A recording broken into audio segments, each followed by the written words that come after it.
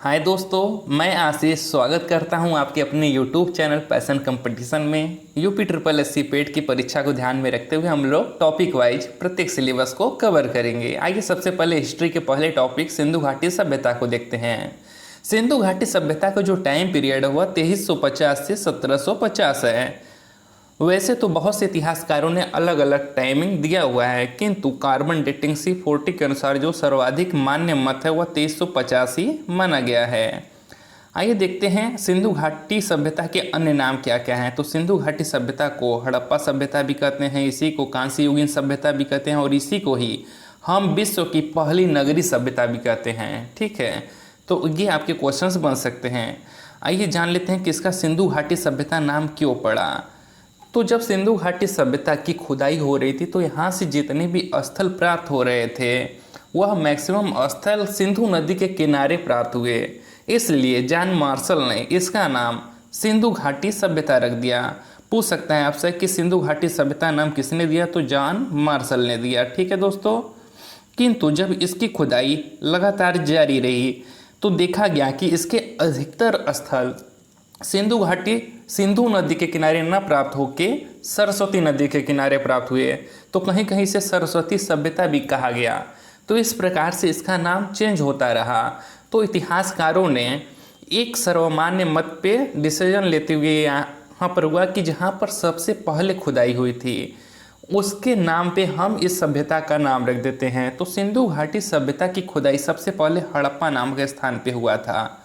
ठीक है, हड़प्पा नामक स्थान पे 1921 में दयाराम साहनी द्वारा सिंधु घाटी सभ्यता की खोज हुई थी, तो इसीलिए इसका नाम हड़प्पा सभ्यता रखा गया। आजकल पुरानी बुकों में जब आती थी तो उस पर सिंधु घाटी सभ्यता नाम लिखा रहता था, किंतु अब जब नई बुकें आ रही हैं तो उस पर हड़प्पा सभ्यता ही लिखकर बुक प्रकाशित किए जा रहे हैं। ठीक है दोस्तों, पता चल गया। सबसे ज़्यादा स्टार्टिंग में जो सिंधु नदी के किनारे स्थल पाए गए थे इसलिए इसे सिंधु घाटी सभ्यता कहा जाता था, किंतु जब ज़्यादा खुदाई हुई तो सरस्वती नदी के किनारे उससे भी ज़्यादा स्थल पाए गए, तो इस हिसाब से नाम चेंज होता रहा।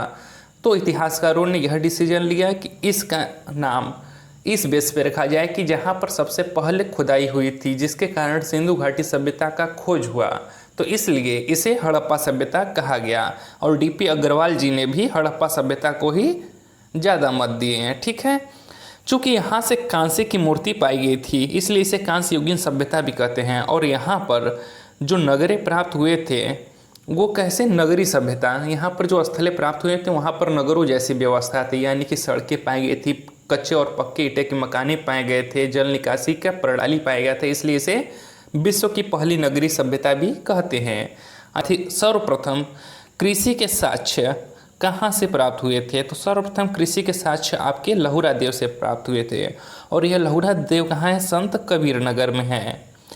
अगर क्वेश्चन पूछा जाए कि सर्वप्रथम गेहूं और जौ के साक्ष्य, यहाँ पर जौ नहीं जौ रहेगा। ठीक है दोस्तों, सर्वप्रथम गेहूं और जौ के साक्ष्य कहाँ से मिले, तो वह मेहरगढ़ से मिले। मेहरगढ़ कहाँ है, तो पाकिस्तान में है। ठीक है, जब भारत और पाकिस्तान में बंटवारा नहीं हुआ था, यानी कि 1921 में सिंधु घाटी सभ्यता की खोज हुई थी। ठीक है दोस्तों, तो उस टाइम पाकिस्तान भारत में ही था, तो इसलिए सिंधु घाटी सभ्यता को भारत की सबसे प्राचीन सभ्यता कहते हैं। और देखिए, सर्वप्रथम कपास की खेती कहाँ से हुई थी, तो हड़प्पा सभ्यता में ही हुई थी। सभ्यता में कितने प्रकार के फसल मिले, तो हड़प्पा सभ्यता में टोटल 9 प्रकार के फसल मिले थे। ठीक है दोस्तों, कितने प्रकार के, 9 प्रकार के फसल मिले थे। सर्वप्रथम चावल के साक्ष्य कहाँ से मिले थे, तो कोलडीवाह से मिले थे, और यह कहाँ है, तो इलाहाबाद में है। दाल और गन्ना के साक्ष्य हड़प्पा सभ्यता से नहीं मिले, इसे याद रखिएगा। कभी कभी 4 ऑप्शन दिया जाएगा और उसमें पूछ दिया जाए कि किसके साक्ष्य हड़प्पा सभ्यता से नहीं मिले, तो दाल और गन्ना के साक्ष्य हड़प्पा सभ्यता से नहीं मिले थे। हड़प्पा सभ्यता का समाज कैसा था, तो यह मातृसत्तात्मक समाज था, यानी कि यहाँ पर महिला ही प्रधान या मुखिया हुआ करती थी। चूँकि यहाँ पर जो मूर्तियाँ या फिर मिट्टी की जो मूर्तियाँ पाई गई थी उसमें स्त्रियों की मूर्तियाँ ज़्यादा पाई गई थी, तो इस हिसाब से यह अनुमान लगाया गया था कि यह जो समाज था वह मातृसत्तात्मक था। हड़प्पा सभ्यता में मूर्ति पूजा, योग पूजा तथा अग्नि पूजा का प्रचलन था।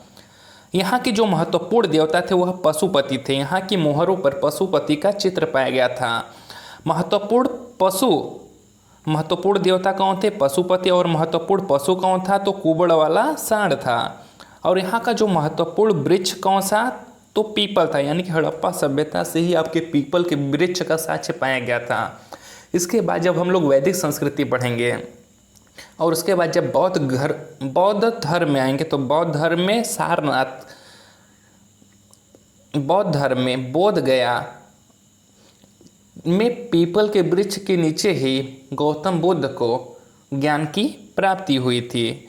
गाय और शेर के साक्ष्य हड़प्पा सभ्यता से नहीं मिले थे। ठीक है दोस्तों, इसे याद रखिएगा, बहुत इंपॉर्टेंट है कि किस के साक्ष्य हड़प्पा सभ्यता से नहीं मिले थे। तो गाय और शेर के साक्ष्य आपकी हड़प्पा सभ्यता से नहीं मिले थे। और किस धातु के साक्ष्य हड़प्पा सभ्यता से नहीं मिले थे? तो लोहा के साक्ष्य भी हड़प्पा सभ्यता से नहीं मिले। अगर पशु में पूछा जाए तो किसका साक्ष्य नहीं मिला था? गाय और शेर के। और अगर धातु में पूछा जाए तो आपके लोहा धातु का साक्ष्य हड़प्पा सभ्यता से नहीं मिला था। आइए देखते हैं हड़प्पा सभ्यता के मुख्य स्थलों के बारे में। तो पहला सबसे मुख्य स्थल है हड़प्पा। हड़प्पा एक स्थान का नाम है और इसकी खोज किसने की थी? तो दयाराम साहनी द्वारा किया गया था। कब किया गया था? 1921 में किया गया था। ठीक है दोस्तों, और यह किस नदी के किनारे था? हड़प्पा स्थान रावी नदी के किनारे पाया गया था।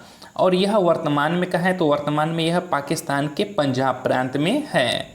और यहाँ से किस किस के साक्ष्य मिले? तो तरबूज के बीज, पीतल का इक्का, उर्वरता की देवी। इसका अगला क्या है? मोहनजोदड़ो। तो मोहनजोदड़ो की खोजकर्ता कौन है? राखलदास बनर्जी ने इसकी खोज की थी। कब किया था? 1922 ईस्वी में। 1922 में राखलदास बनर्जी ने इसका खोज किया था। और यह किस नदी के किनारे है? तो सिंधु नदी के किनारे है। और वर्तमान में यह पाकिस्तान के लरकाना नामक स्थान पे है। और यहाँ से किस किस के साक्ष्य मिले हैं? तो सूती उद्योग, विशाल स्नानागार तथा अन्नागार और कांस की नृत्य करती हुई मूर्ति के साक्ष्य मोहनजोदड़ो से मिले हैं। याद रखिएगा, यहाँ से जो अन्नागार प्राप्त हुआ था यह हड़प्पा सभ्यता का सबसे बड़ा इमारत था। ठीक है, क्या अन्नागार कहाँ से मिला था? मोहनजोदड़ो से मिला था। और यह सबसे बड़ा इमारत था पूरे हड़प्पा सभ्यता का। ठीक है दोस्तों, आइए जोड़ों की खोज किसने की? तो नानी गोपाल मजूमदार ने की। और यह किस नदी के किनारे स्थित स्थल है? तो सिंधु नदी के किनारे। और वर्तमान में यह पाकिस्तान के सिंध प्रांत में है। और यहाँ से साक्ष्य क्या मिला था? तो आपका मनका बनाने का कारखाना, लिपस्टिक, काजल, कंघा और पाउडर। यानी कि उस जमाने में भी यह सौंदर्य प्रसाधन के साक्ष्य मिले थे। उस जमाने से ही यह सब यूज होता आ रहा है। आगे अगला स्थल देखते हैं हम लोग, क्या है? लोथल।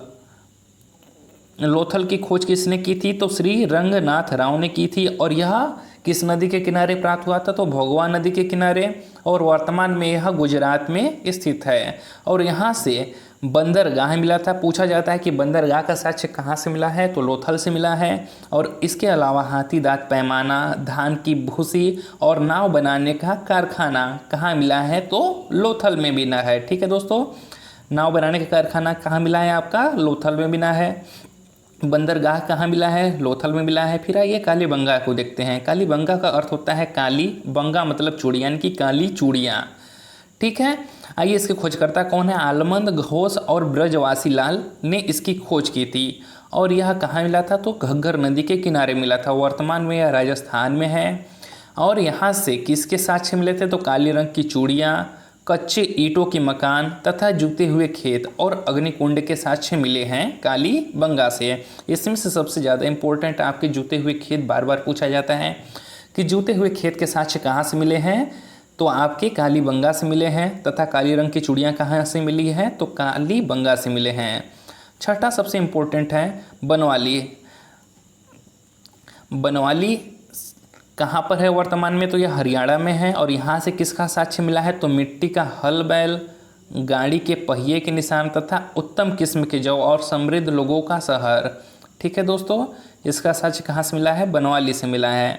सातवां है आपका धौलावीरा। कहाँ है वर्तमान में? गुजरात के कच्छ में है। तो यहाँ से आपके सफ़ेद कुआं मिला है, यहाँ पर क्रीड़ा नहीं रहेगा, कुआं रहेगा। ठीक है दोस्तों, सफ़ेद कुआं के साक्ष्य कहाँ से मिले हैं, तो धौलावीरा से मिले हैं। तथा इसके साथ ही क्या मिला है, जहाज नहीं, जल संरक्षण प्रणाली का विकास भी धौलावीरा में देखने को मिला है। ठीक है दोस्तों, आइए अगला देखते हैं। आपका ये देखिए हड़प्पा सभ्यता के कुछ प्रमुख स्थल, यानी कि सबसे उत्तरी स्थल कौन सा है, तो वह मांडा सबसे उत्तरी स्थल है जो कि जम्मू और कश्मीर में है। हड़प्पा सभ्यता का सबसे दक्षिणी स्थल क्या है, दैमाबाद है। कहाँ पर है, महाराष्ट्र में है। अगर पूछ लिया जाए कि महाराष्ट्र में किस नदी के किनारे है, तो प्रवरा नदी के किनारे हैं। ठीक है, और सबसे पश्चिमी स्थल क्या है, सुक्तांगी डोर है सबसे पश्चिमी स्थल। और सबसे पूर्वी स्थल क्या है, तो आलमगीरपुर, और यह कहाँ पे है, यूपी में है। किस नदी के किनारे, तो हिंडन नदी के किनारे है।